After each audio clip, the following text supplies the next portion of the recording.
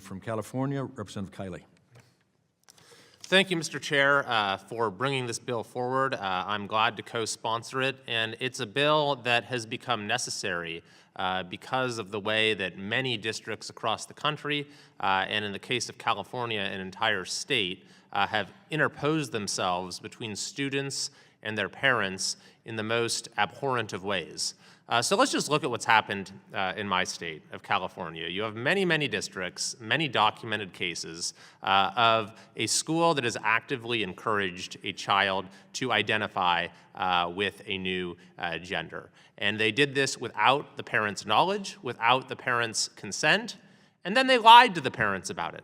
We have many documented cases of a parent confronting the school and the school or personnel lying about it and even fabricating and doctoring documents, changing the child's name on assignments that were handed in. I mean, just imagine what this looks like in practice if you are not allowed to say that the child is using a different name or a different gender identity. So you're using one name and one set of pronouns with the child in class, and their parents come in and suddenly you have to switch. You're using a different name and a different set of pronouns. This is absolute madness. So because of the prevalence of this across our state, a number of responsible districts came forward and said, we're not going to do this. We're going to put protections for students and their families into our district policy and say that this is something that parents have the right to know about. So how does the state respond? The Attorney General, with the backing of the governor, they immediately start suing these districts. They start filing lawsuits trying to get binding legal judgments that will force these districts to lie to parents. And then on top of that, the supermajority legislature passes a bill, and the governor signs it, that as a matter of state law says that we are not going to allow districts to tell parents the truth.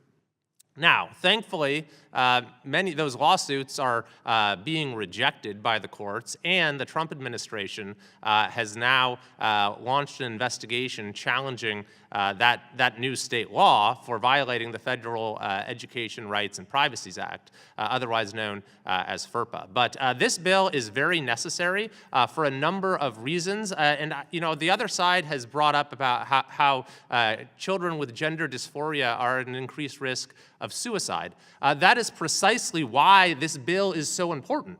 Think about that. You have a child who has a condition that is known to be associated with an extremely increased risk of suicidal ideations, and the district says we're going to hide that information from parents?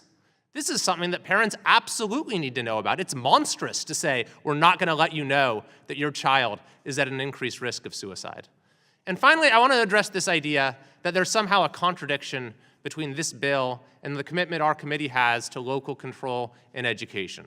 That is absolutely not the case. We support local control in education because we believe that curriculum and school offerings and the different options available to parents should reflect the values of the community, that there should be direct input from the community and local elected officials, and a whole host of other reasons, such as allowing for innovation and the fact that the schools generally are not run best from Washington, D.C. But that doesn't mean that we can't have civil rights laws. We have civil rights laws in this country that provide a basic level of protection for the dignity of each person, and there are particular civil rights laws that are attendant to an educational context, including protections against discrimination on the basis of sex, and including FERPA, the Federal Educational Rights and Privacy Act. So we will continue to actively promote local control in education. I think we're going to see enormous progress in that respect from this committee, from the new administration, and it will have great benefits across the country. But we will not permit federal education dollars to be used to create a dangerous wall of separation between kids and their parents. I yield back. I thank the gentleman. I recognize the gentlelady from Connecticut, Representative Hayes.